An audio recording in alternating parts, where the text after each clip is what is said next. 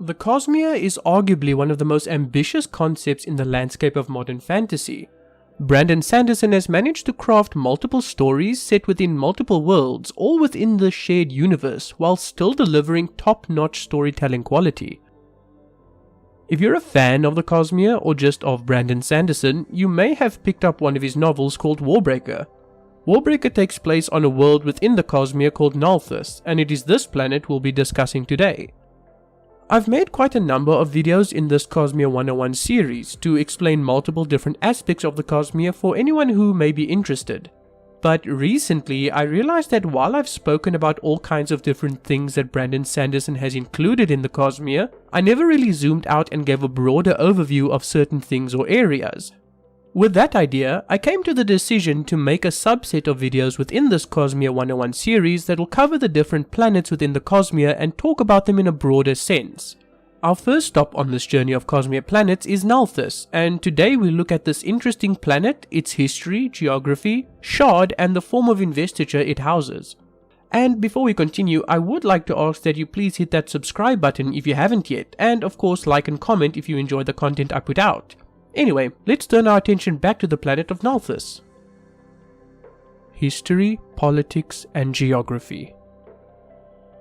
Not much is known about the history, politics, and geography of Nalthis, as the only information we really have is from the single Warbreaker novel. But what we do know is quite interesting. We know, for one, that Nalthis has undergone many political changes and upheavals in its lifespan. Nations have risen and fallen over the course of centuries, and some even splintered into others.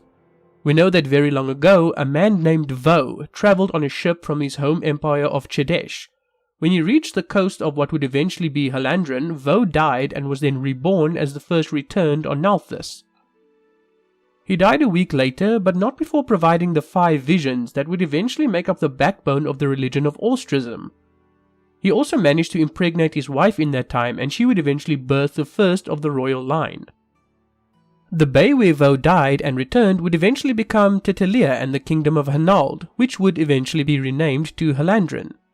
This kingdom started and grew within the lands of another nation named Pankal, and eventually overtook and consumed that nation into itself. This would result in a history of civil unrest and failed rebellions. Halandren is quite interesting, as this nation seems almost handpicked by the shard residing on this world. The first ever return spawned the nation, yes, but also consider the other factors around the nation. It arguably becomes the most powerful and influential nation on Nalthis, and is extremely wealthy in comparison to the other nations. There is also an area in Halandren's capital city, Tetelia, where a certain flower grows. This flower, called the Tears of Edgley, is extremely important in the production of one of Halandren's chief exports, high-quality dye. But what also makes this flower significant to us readers is that it only grows in this area because this is also where Endowment's perpendicularity is situated, and the only reason the flowers grow here is because the perpendicularity is leaking investiture. Halandren is also quite important due to its role in a planet-wide conflict known as the Many War. This is a war that ended entire kingdoms and completely shook up the political landscape of the planet. The Many War also resulted in the establishment of the new kingdoms and independent city-states. The Many War is likely the largest military conflict Nalthis has ever seen, and it might even rival the desolations on Roshar. The Many War was sparked by an instrumental group of people in the Nalthis timeline called the 5 Scholars. The 5 Scholars were a group of 5 people who were returned by endowment. They studied and experimented with the magic of Nalthis and even travelled to other Cosmere worlds. They were instrumental to the development of magic and the military, and are generally considered to be some of the most influential people to have ever lived on Nalthis. The result of the Many War created by the 5 Scholars is that it caused the royal family to flee Halandren and establish the nation of Idris. Idris is widely considered little more than the final holdouts of a desperate rebellion of the old royal family by most people in Halandren. Despite this perception, Idris is its own autonomous nation with trade routes and political allies, and while the Idrian royal family no longer wish to reclaim their old kingdom, or rather know they have no hope to succeed even if they did try, they do still consider the current nation of Halandren and its government with contempt. This is likely due to the prejudices instilled in them by the history and by their religion. But I think that's as deep as I'd like to go into the history, politics and geography for now.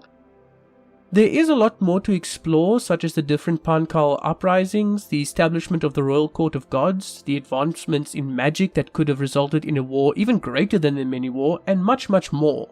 I would recommend you read the Warbreaker novel since it's absolutely awesome and goes over these topics as well. But for now, I think it's time we move on.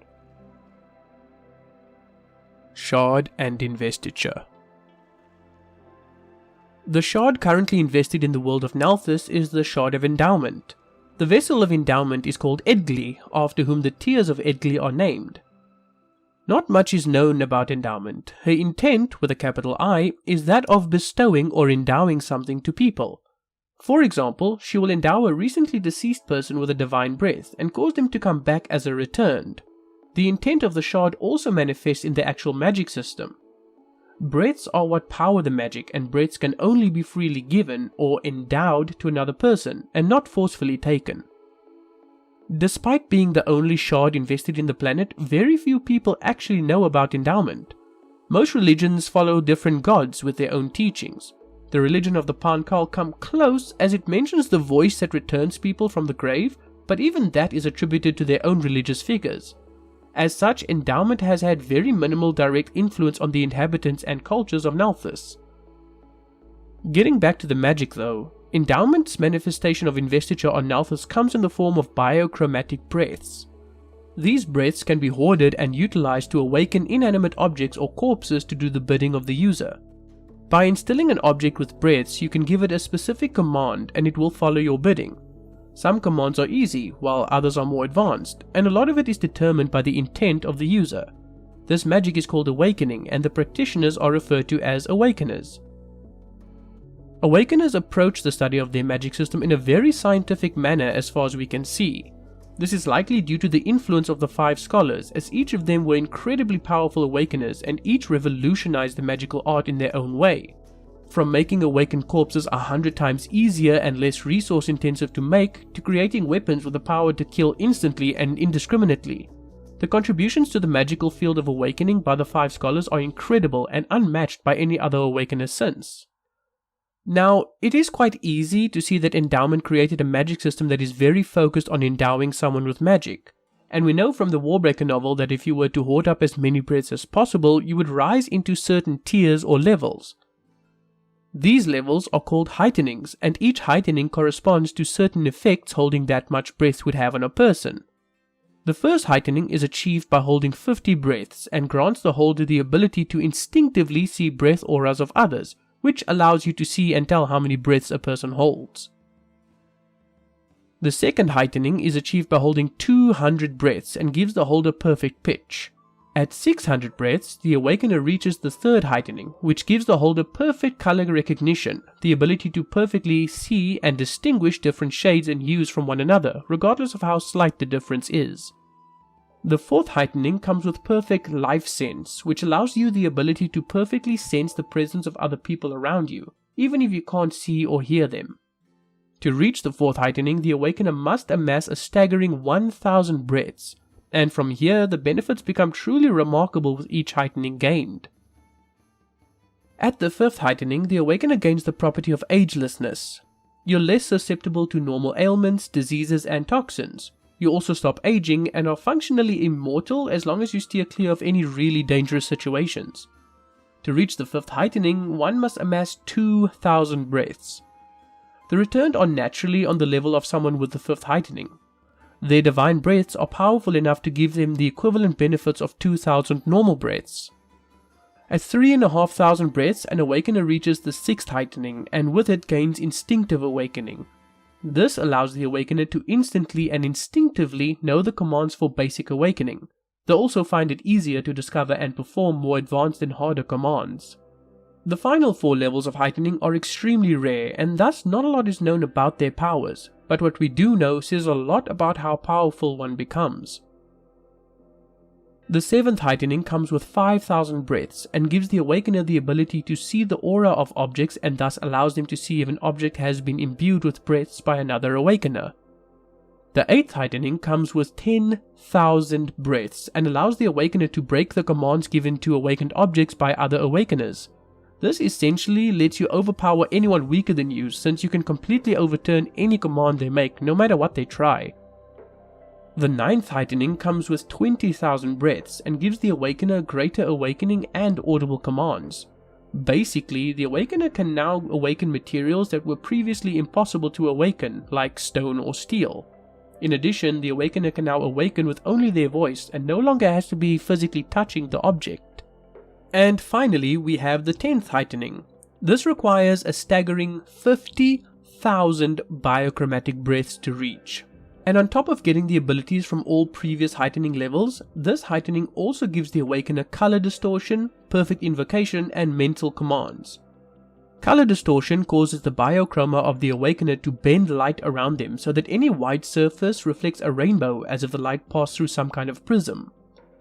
The perfect invocation allows the Awakener to drain all the color from a surface when they awaken, so instead of it being drained to grey, it gets drained to white. This, combined with the color distortion, can cause quite a sight when the Awakener performs their magic.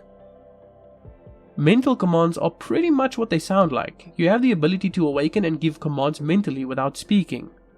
There are also other abilities that we do not yet know of, but what we do know already confirms how powerful these Awakeners become. As you can see, the whole magic system is modeled after Endowment's intent and encourages the collection and storing of endowed breaths. There's a lot of possibilities with this magic system, so I'm excited for the sequel to Warbreaker, where we'll hopefully learn a lot more. Nalthis is a very rich and colourful planet, both literally and metaphorically.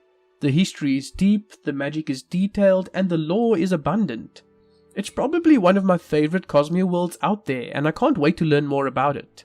But this video has already gone on long enough, so I'll end it off right there.